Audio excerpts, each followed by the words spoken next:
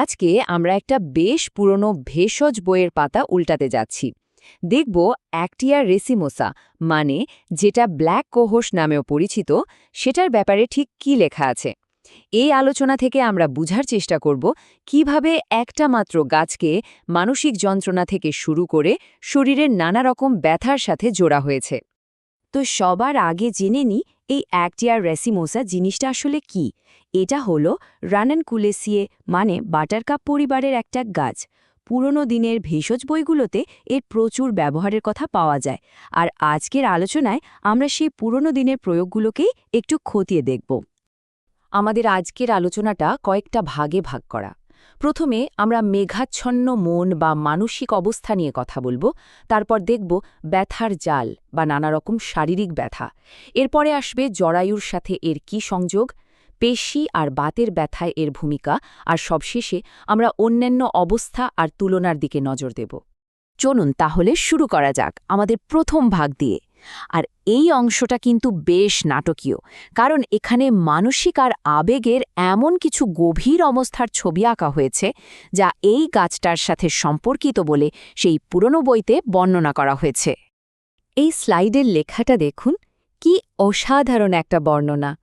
একবার ভেবে দেখুন তো, এক ঘন কালো মেঘ, সবকিছু অন্ধকার আর বিভ্রান্তিতে পূর্ণ। এটা কিন্তু শুধু মন খারাপের কথা নয়, বরং এটা একটা গভীর মানসিক যন্ত্রণার ছবি যা এই বইতে তুলে ধরা হয়েছে। এই যে কালো মেঘের অনুভূতি, এর সাথে কিন্তু আরও কিছু বেশ সিরিয়াস মানসিক অবস্থার কথা বলা হয়েছে। যেমন ধরুন, প্রসবের পরে মানসিক বিকার বা মনে হওয়া যে কেউ পাগল হয়ে যাচ্ছে, এমনকি নিজের ক্ষতি করার ইচ্ছে। আরও অদ্ভুত ব্যাপার হলো, চেয়ারের নিচে ইঁদুর দৌড়ে বেড়াচ্ছে এমন ধরনের ভ্রমের কথাও লেখা আছে, যা থেকে বোঝা যায় মানসিক অবস্থাটা কতটা গভীর হতে পারে। মন থেকে এবার আমরা ধীরে ধীরে শরীরের দিকে এগোব। এই ভাগে আমরা দেখব কিভাবে পুরনো বইটা আমাদের শরীর জুড়ে থাকা বিভিন্ন ব্যথাকে একটা জালের মতো করে বর্ণনা করেছে, মানে যা স্নায়ু, মাথা আর শরীরের নানা অংশে ছড়িয়ে আছে। এখানে সবচেয়ে মজার ব্যাপারটা হলো ব্যথার ধরনের মধ্যে যে স্পষ্ট একটা পার্থক্য করা হয়েছে। বইটা বলছে বাম দিকের ব্যথাগুলো নাকি খুব ধারালো, হঠাৎ করে আসে, ঠিক যেন বিদ্যুতের ঝটকার মতো।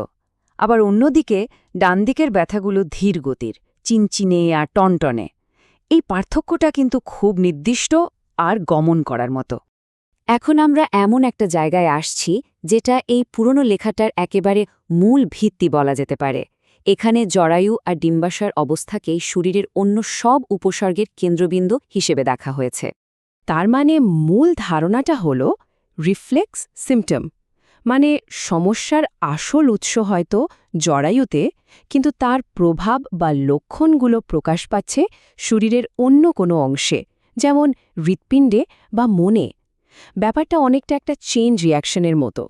এই টেবিলটা দেখুন, কি দারুণভাবে দেখানো হয়েছে যে জরায়ুর সমস্যাটা কিভাবে হার্টকে প্রভাবিত করতে পারে।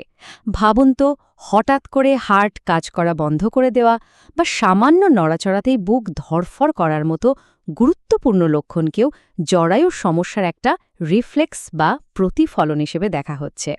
মাসিক চক্রের সমস্যাগুলোও কিন্তু এখানে খুব গুরুত্বপূর্ণ একটা জায়গা নিয়েছে। বইটা বলছে অনিয়মিত বা খুব কষ্টকর মাসিকের সাথে মানসিক অস্থিরতা, এমনকি উন্মাদনার মতো লক্ষণও বেড়ে যেতে পারে। তার মানে শারীরিক আর মানসিক অবস্থার মধ্যে একটা গভীর যোগসূত্র দেখানো হয়েছে। এবার দেখা যাক গর্ভাবস্থা থেকে শুরু করে শিশুর জন্ম পর্যন্ত বিভিন্ন ধাপে এর কী ভূমিকা রয়েছে। গর্ভাবস্থায় বমি ভাব বা অনিদ্রা থেকে শুরু করে প্রসবের সময় তীব্র ব্যথা, আর এমনকি প্রসবের পরেও কুঁচকিতে যে ব্যথা হয়, তার প্রত্যেকটা ধাপের জন্য নির্দিষ্ট উপসর্গের কথা বলা হয়েছে।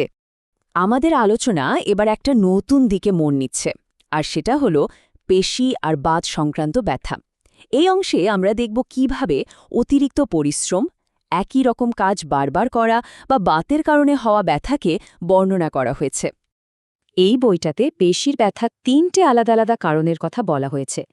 প্রথমটা হলো খুব বেশি খাটাখাটনির পর যে ব্যথা হয়। দ্বিতীয়টা সেলাই বা টাইপিংয়ের মতো একই কাজ বারবার করার ফলে ঘাড় আর পিঠ ধরে যাওয়া। আর ৩ নম্বরটা হলো বাতের ব্যথা, যা পেশির গভীরে সূঁচ ফোটানোর মতো কষ্ট দেয়। আমরা প্রায় আলোচনার শেষ পর্যায়ে চলে এসেছি। এই অংশে আমরা দেখব যে অ্যাক্টিয়া রেসিমোসার সাথে অন্য আর কি প্রতিকার বা অবস্থার তুলনা করা হয়েছে সেই পুরনো বইটাতে। এই টেবিলটা দেখুন, এখানে দুটো খুব জরুরি তথ্য আছে। একটা গুরুত্বপূর্ণ বিষয় হলো বৃদ্ধি, মানে কখন লক্ষণগুলো সবচেয়ে বেড়ে যায়। বইটা বলছে মাসিকের সময় কষ্ট সবচেয়ে বাড়ে, আর প্রবাহ যত বেশি হয় কষ্ট নাকি ততটাই বাড়ে।